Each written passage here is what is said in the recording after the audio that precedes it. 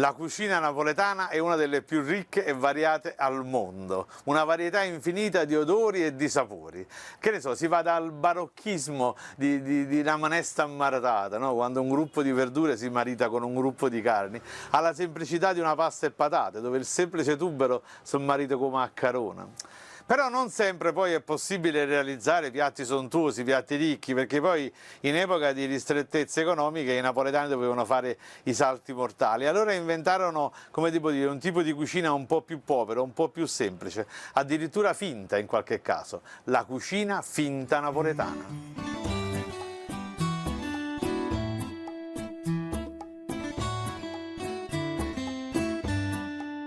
Quando le economie familiari non permettevano di fare il ragù sontuoso, diciamo, quello con le parti nobili degli animali, ci si doveva arrangiare, si faceva o finto il ragù. Le parti nobili del vitello erano sostituite da una tracchiulella, 2 cucchiaiate di insugna, una braciola e cotone, insomma le parti più umili, più modeste del maiale. E la stessa cosa accadeva con la finta genovese, dove un mare di cipolle, ahimè, doveva accontentarsi di sposarsi con 2 pezzettini di ventresca al massimo, 2 cucchiai di sugna, questo è tutto. Mamma mia, faceva finanche la finta carbonara, sì, perché mancava pure la pancetta, e allora a questo punto che faceva? Metteva semplicemente 2 cucchiai di sugna con un uovo schiattato sopra, quelli che oggi vengono chiamati spaghetti a poverelle, più poverelle chist.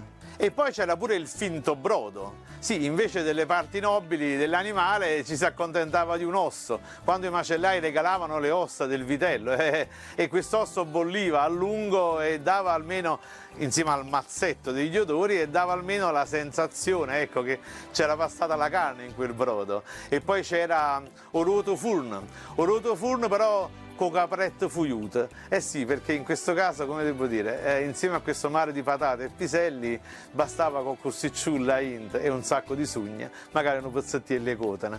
Questa era la cucina finta napoletana, una cucina povera, una cucina in cui abbondava quindi la sugna, abbondava la cotana, che poi era la pelle del maiale, quindi le parti meno nobili, perché come è noto del maiale non si butta via niente. Ma il piatto simbolo della cucina finta, della cucina povera napoletana, è legato al nome di Edoardo De Filippo e di sua nonna Concetta, e spaghetti che vongolo fuiute.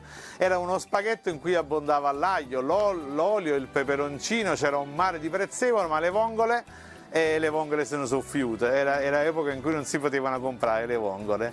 Ma tra le altre cose al nome di nonna Concetta è legata una merendina che Edoardo De Filippo adorava, e lei preparava per i suoi nipoti una fettina di pane abbrustolito in cui metteva un po' di sugna e un po' di zucchero sopra. Oggi verrebbe considerata una merenda scandalosa per un bambino. Infatti quando era vivo Edoardo diceva sempre: oggi dicono che la sugna fa male, se fosse vera, dicevis, i fosse mortamo.